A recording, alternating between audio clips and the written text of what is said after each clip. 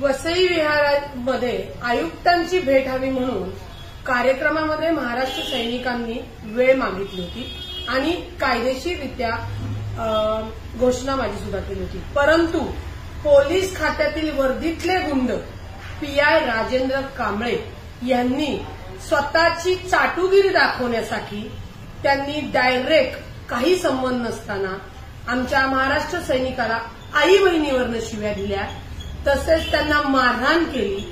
हा त्यांनी अत्यंत वर्दीचा गैरवापर करत अशी वागणूक आमच्या महाराष्ट्र सैनिकांना दिली।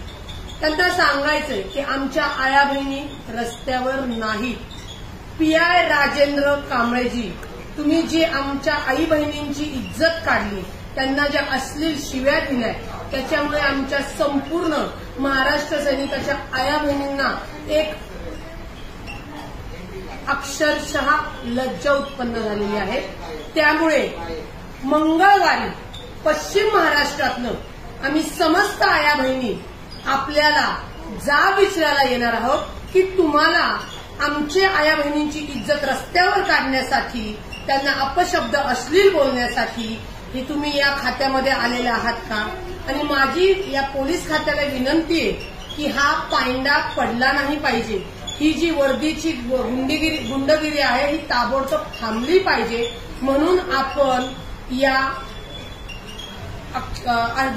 कर्तव्य दक्ष नसलेल्या वर्दीचा गुंड म्हणून वापर करणाऱ्या पीआय कांबळेला ताबडतोब निलंबित केलं पाहिजे।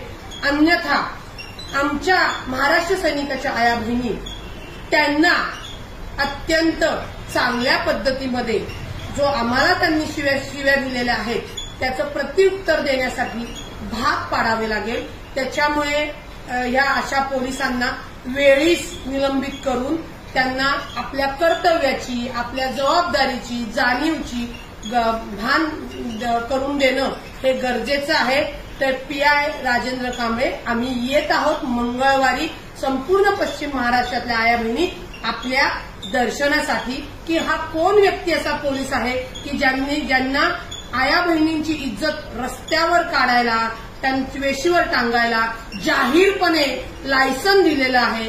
याचा तपास घेण्यासाठी, याचा जाब मागण्यासाठी महाराष्ट्र नवनिर्माण सेनेच्या संपूर्ण माता भगिनी आपल्या भेटीस मंगळवारी जोशामध्ये येत आहोत।